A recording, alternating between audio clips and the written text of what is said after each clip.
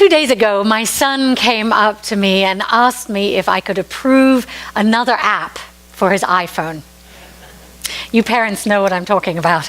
I was a little concerned because I thought, do you really need more reasons to be on your phone? You hardly have time to do your homework, and it's a major source of distraction. He sighed, told me I didn't understand, and then moped off in some natural pre-teen frustration. I sat there wishing it had gone better, when a few moments later, he returned and said, "Mama, I really want to be connected to you.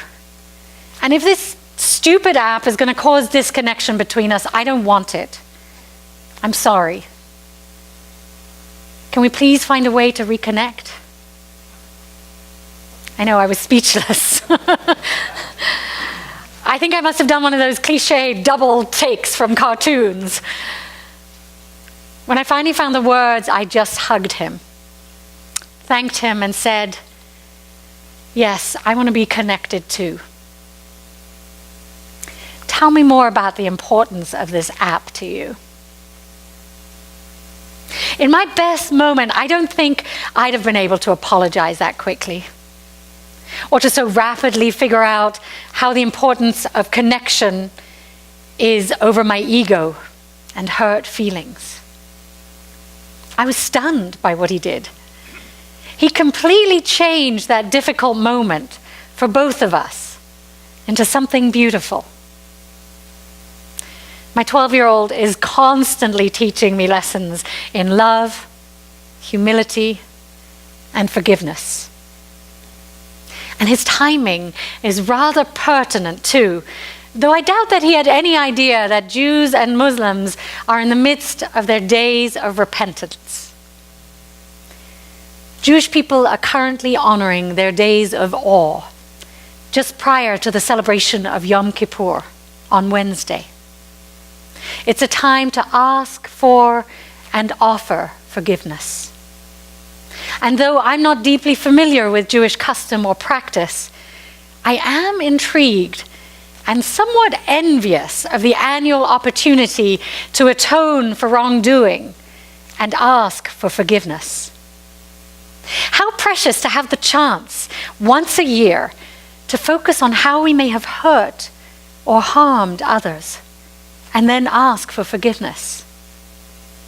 And how freeing to be able to forgive others who ask for our pardon. That's what Yom Kippur is all about. Falling on the 10th day after Rosh Hashanah, the Jewish New Year, Yom Kippur is perhaps the holiest of Jewish holidays. It marks the day the Israelite people atone for disobeying God. Having just been led out of Egypt by Moses, the Israelites worshipped the golden calf and other idols instead of God, who had saved them from the pharaohs. Yom Kippur honors the day when God forgave them for their idolatry and made a covenant to walk with them through all. In Jewish communities, it is a Sabbath day, a day of no work, a day of fasting, worship, reflection, and being with family. This year, a special confluence of calendars means that Muslims celebrated their New Year, Hijrah, at the same time as Rosh Hashanah. And just like Yom Kippur falls 10 days after Rosh Hashanah, the sacred honoring of Ashura falls 10 days after Hijrah. Although varied branches of the Muslim community observe Ashura differently, for Sunni Muslims, this is also considered a day of atonement. Similarly, all Muslims observe a fast on this day. So right now, during this week, while many around the world are asking for forgiveness, I thought it could also be a powerful time for us, as Unitarian Universalists, to consider making amends and asking forgiveness. I appreciate that Judaism and Islam, along with many other religions, have ritualized opportunities to work with such important theological concepts. As Unitarian Universalists, I sometimes think we lack such sacred observation of key ideals that make for better living. Gathering together to focus on what we may need to atone for can be cleansing and bonding, or to reflect on what we may need to forgive. We're all flawed and sometimes careless. So I believe it's important to make space in our lives to think about whom we might have wronged and consider ways of making amends. I believe it can be life-altering to ask for forgiveness and rebuild relationships. And if we don't have any regular way of releasing our hurts or woundings, it can lead us to carrying resentment around with us. I have watched people increasingly become isolated from their friends and family because of this. I'm sure you've seen loved ones who hold onto resentment as if it's more precious than reclaiming the relationship and healing the hurt. The sense of righteousness that we feel becomes more valued than reconnection. And in every case I've witnessed in my own life and in those of others, it dampens our life force. I have watched it undermine joy and damage the flow of love. Now that's a strong impact, isn't it? How many of us walk around holding on to grudges, disagreements, and disappointments that may have happened years ago? And if you'd be so bold, raise your hands with me, because I certainly have. How many of us let the pain and wounds of childhood continue to affect our adult lives? How many of us have a story where we were, to quote my husband from Texas, done wrong? Holding on to resentment poisons our ability to have other relationships. It contracts our hearts.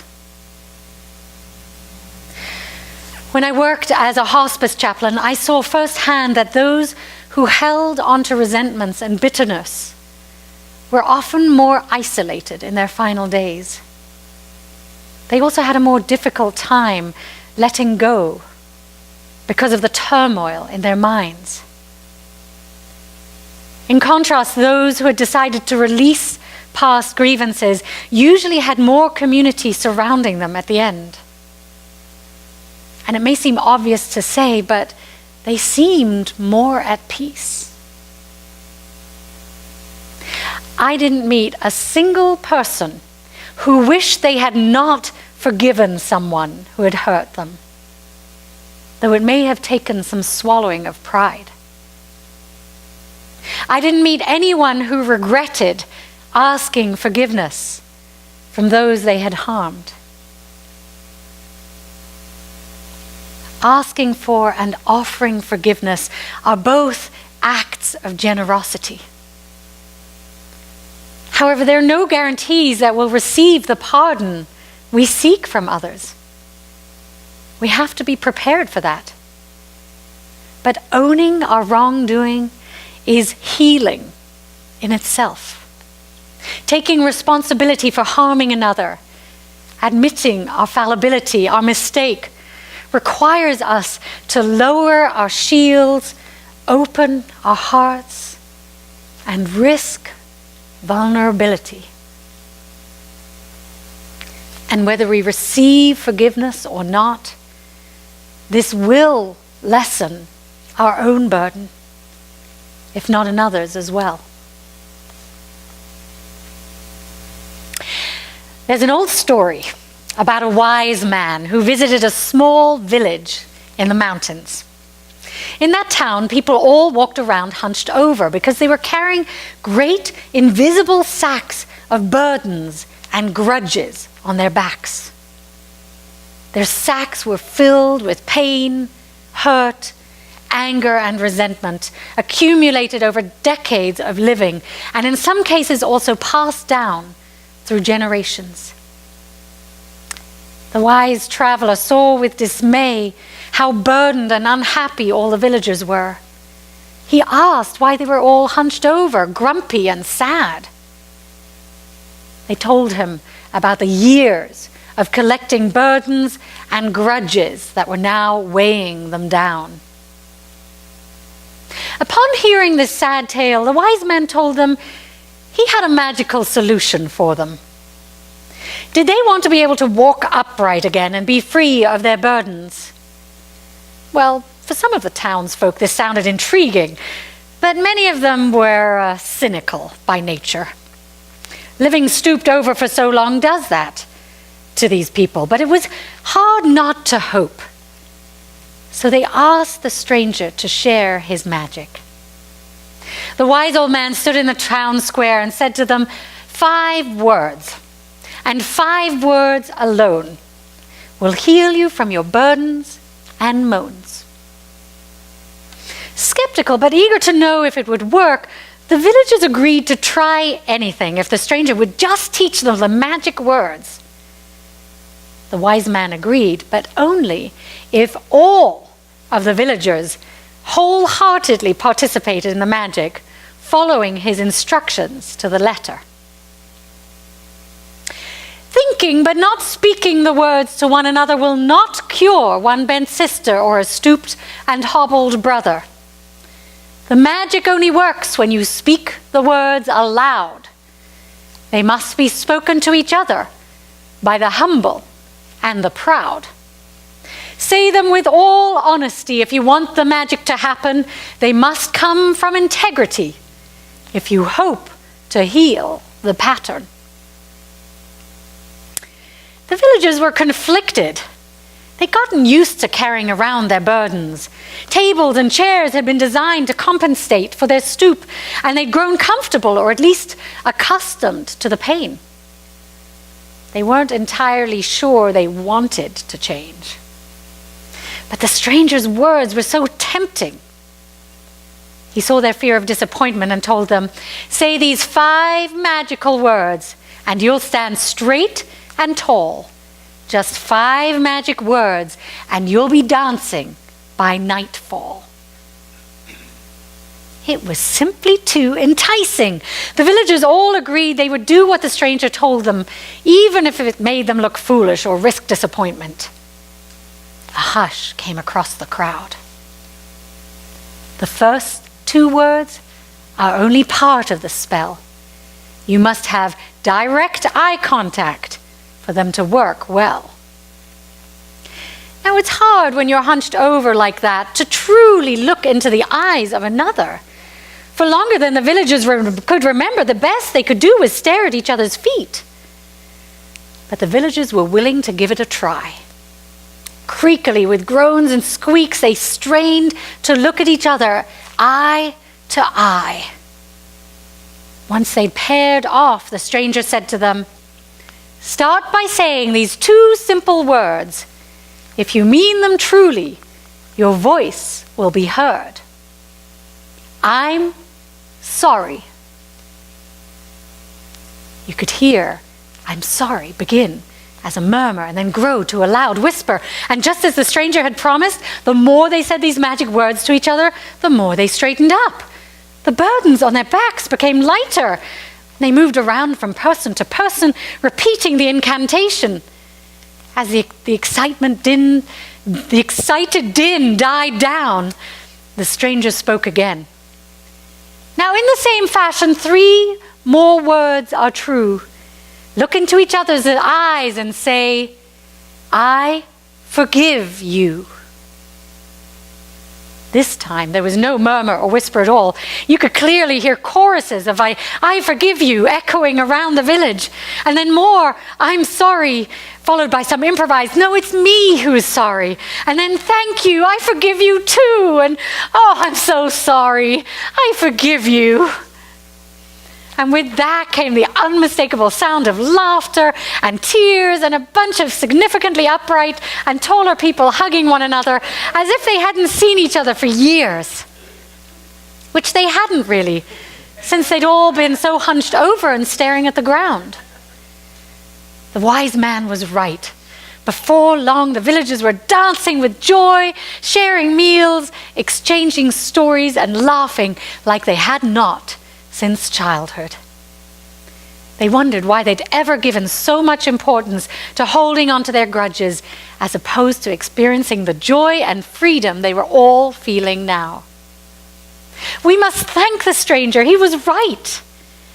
But the wise man had gone. I do have it on high authority that he was hiking to another village and was able to hear the shouts of thank you coming from the happy people whose lives he had changed. Word is, he paused, smiled, and then continued on to another village.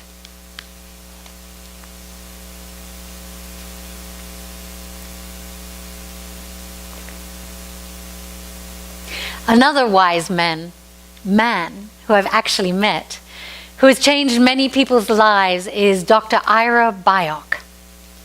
Dr. Byock is a palliative care specialist whom I recently heard speak in Santa Barbara. In his book, The 4 Things That Matter Most, he writes that there are 4 phrases that we should use with one another throughout life. These are, please forgive me, I forgive you, thank you, and I love you. Would you be willing to say them together with me now? Repeat after me. Please forgive me. Please forgive me. I forgive you. I forgive you. Thank you. Thank you. I love you. I love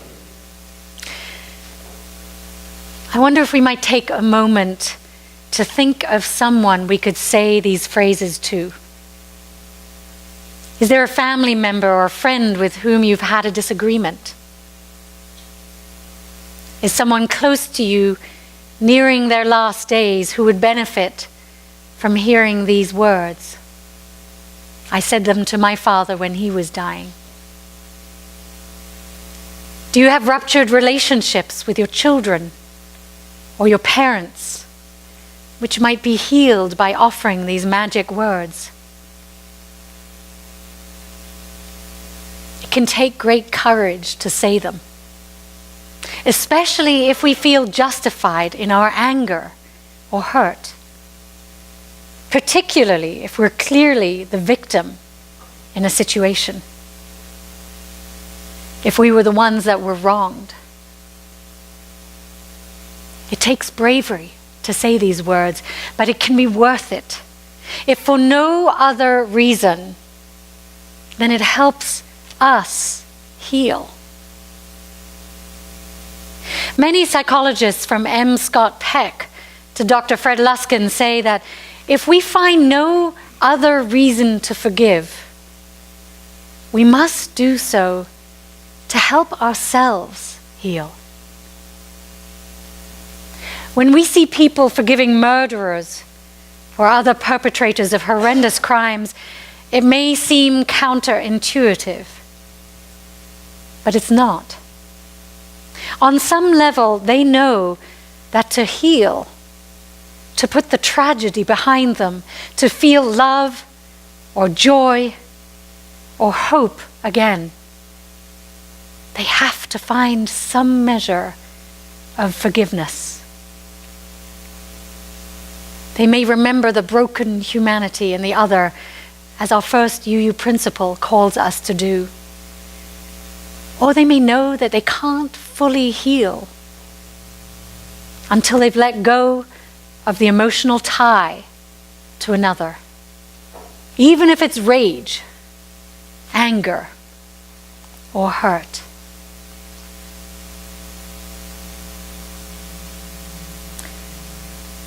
Paul Ferrini, author of one of my favorite books, Love without conditions, shares numerous reflections about the power of forgiveness. I wanted to share some of them with you. Some may be hard to take in at first. So I invite you to please take a breath with me.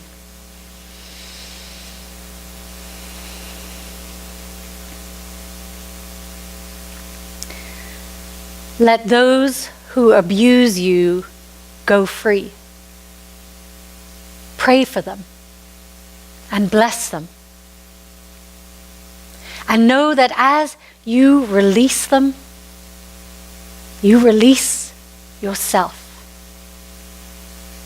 The willingness to forgive yourself and release others from your judgment, he writes, is the greatest power you can know while you live.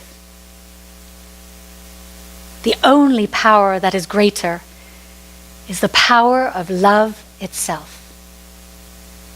Every time you forgive, you dissolve a condition that you have placed on your own capacity to love. Every time you forgive, love is awakened in you more deeply. And your capacity to extend that love is increased.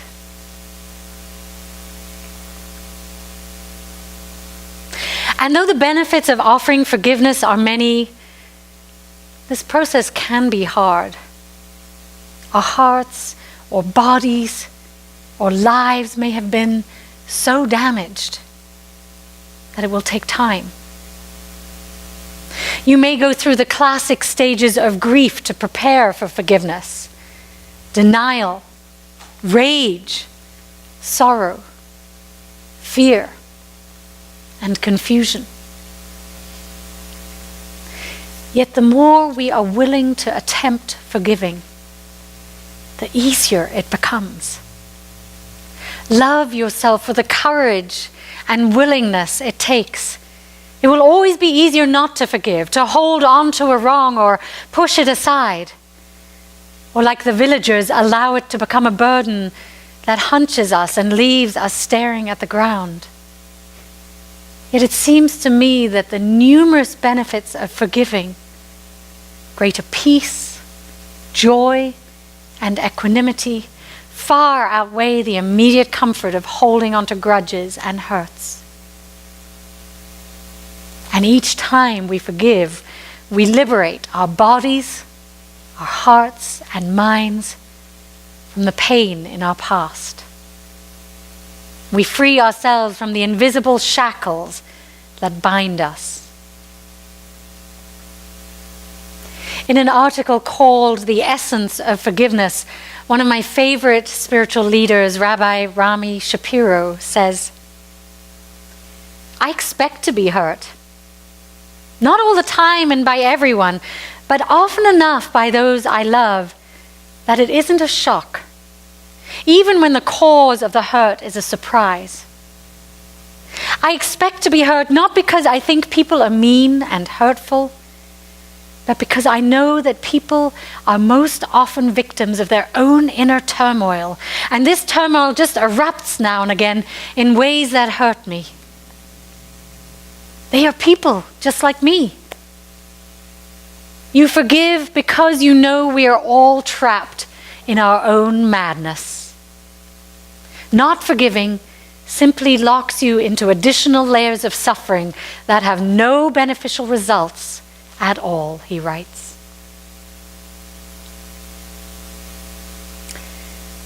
So I am wondering whether we, as Unitarian Universalists, might join our Jewish and Muslim brethren over this next week and find opportunities to ask for forgiveness. Consider it one of the higher acts of generosity you can undertake. I know you to be generous and kind people. This week, I invite you to think of someone whom you need to ask for forgiveness. Or imagine someone whom you need to pardon.